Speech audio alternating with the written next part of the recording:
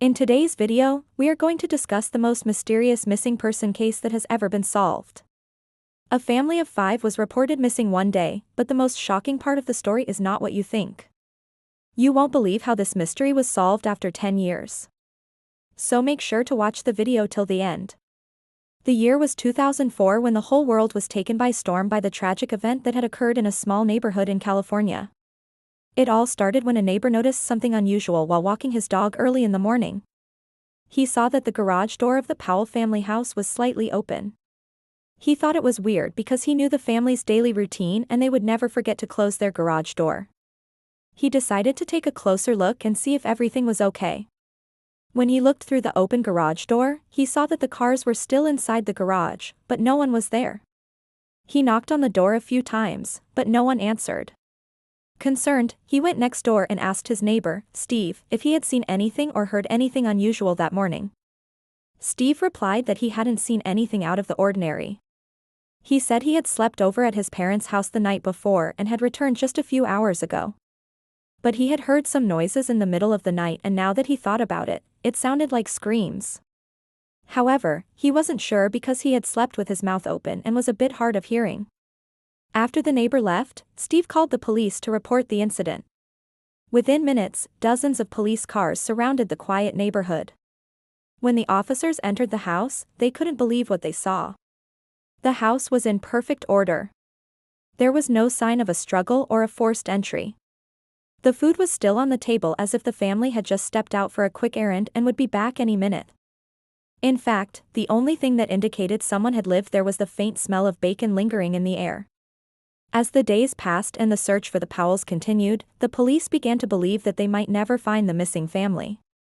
What made this case so strange was that there was no evidence of foul play and no one could figure out why the entire family would vanish without a trace. To make matters worse, the investigation revealed that the family had no history of financial problems, relationship issues, or any other red flags that could have indicated they were in trouble. They were well liked in the community and had no known enemies. The police searched everywhere, but the only clue they found was a small piece of fabric that looked like it had come from a woman's dress. This was exciting, but unfortunately, it didn't lead them anywhere. As time went on, the police grew more and more desperate, and the family and friends of the Powells became convinced that they would never see their loved ones again. One of the most heartbreaking parts of this story is that the Powells were not just an ordinary family. They were a very happy and close-knit family who always put each other first. They were also very active in their church and were known for their generosity and kindness. Mr. Powell was a successful businessman and was known for his integrity and honesty. Mrs. Powell was a loving mother who was always there for her children and was known for her delicious cooking. And the 3 children were known for their intelligence, curiosity, and sense of humor. They were bright, happy kids who had a lot to look forward to in life. And then there was Uncle Billy, who was a retired police officer who had moved in with the family after his wife passed away. He was a strong, silent type who was always willing to lend a helping hand.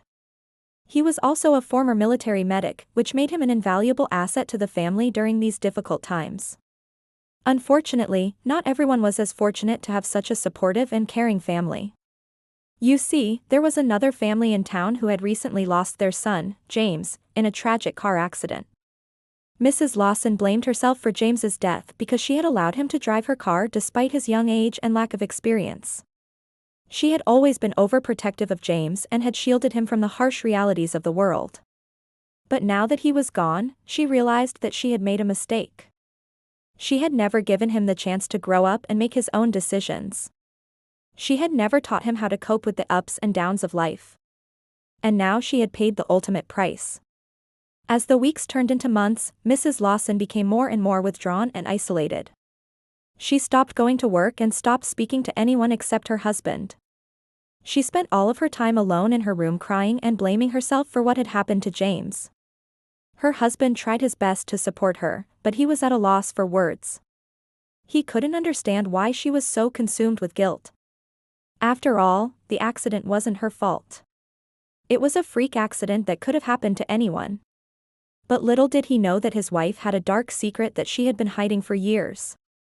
You see, Mrs. Lawson had a rare and deadly form of dementia that made her forget things that were important to her. She had already forgotten about the accident and the death of her son, but she was afraid to tell her husband because she didn't want him to think that she was crazy. She didn't want him to think that she was losing her mind. She had kept her diagnosis a secret for years, but now that the stress was getting to her, her memory was starting to slip again. She was afraid that she would forget who her husband was, who her friends were, and even who her own daughter was. She was also afraid that she would forget that she had killed her own son. You see, the accident wasn't an accident at all. Mrs. Lawson had deliberately caused it. She had been driving under the influence and had crashed into a tree. She had killed her own son in cold blood. She had done it because she didn't want her son to grow up and leave her. She wanted him to stay with her forever. She had buried her secret for years, but now that the stress was getting to her, her dementia was starting to kick in. She was starting to remember what she had done, and she was terrified. She had never told anyone because she knew that they would never understand. She knew that they would think that she was insane. But she couldn't take the secret to her grave. She needed to confess. But who could she confess to? Who would believe her? And more importantly, who would help her? Meanwhile, the search for the Powells was still ongoing. The police were desperate, but they had a lead. They had received an anonymous tip that the family had been seen at a local diner. The police rushed to the diner, but it was too late. The Powells were nowhere to be found. The only clue they had was a cup that looked like it had come from the family's youngest son. The police were able to extract some DNA from the cup, but it wasn't a match for any of the Powells. This was a major blow to the investigation. The police were starting to lose hope. But little did they know that the break they were looking for was closer than they thought.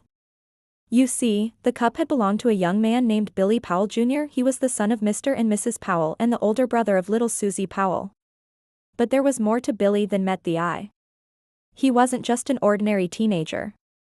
He was a troubled kid who had been arrested several times for petty crimes. He had a history of running away from home and getting into fights. And he had a bad attitude that made him seem like a delinquent. But what the police didn't know was that Billy had a secret that he had been hiding for years. You see, Billy had witnessed something that he wasn't supposed to witness. He had seen his mother shoot his father in cold blood. He had been hiding in the closet when it happened and he had heard his mother's muffled sobs afterwards. He had been too scared to tell anyone, but now that the police were looking for his family, he knew he had to do something. He had run away from home the night after he had seen his mother kill his father. He had been on the run for years, changing his name and his appearance to avoid being recognized. He had joined a gang and had become a drug dealer. But he was tired of running. He was tired of living in fear. And he wanted to turn his life around.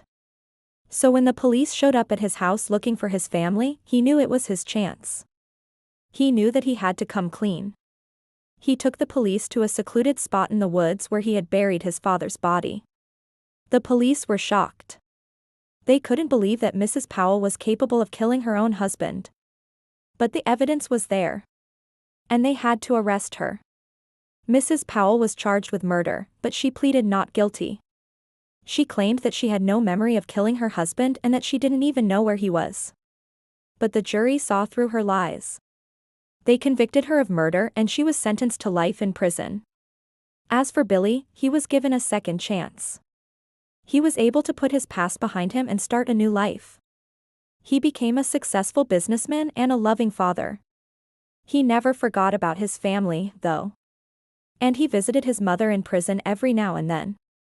He knew that she was innocent, and he believed that she had been possessed by a demon.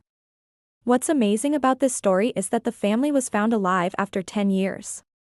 They had been living in a cave in the middle of nowhere, and they had managed to stay hidden from the police. They had survived by eating berries and drinking water from a nearby stream. They had also made clothes out of animal skins and had built a fire to keep warm. They were dirty and unkempt, but they were alive. This story shows that miracles do happen. It also shows that families are the most important thing in life. And that no matter what, you should never give up hope.